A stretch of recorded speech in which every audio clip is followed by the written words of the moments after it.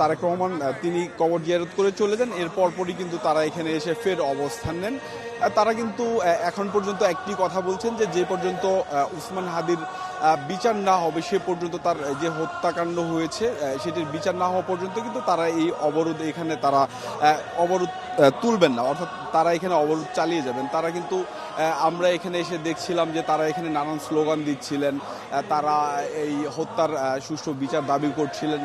বারবার তারা একটি কথাই বলছিলেন যে এখানে জুলাই যোদ্ধা খ্যাত যেই উসমান হাদি তাকে দিনের দুপুরে নৃশংসভাবে হত্যা করা হলো। এটির দ্রুততম সময়ের মধ্যেই কিন্তু তারা যে মূল হত্যাকারী সেই হত্যাকারীর বিচার দাবি করছেন।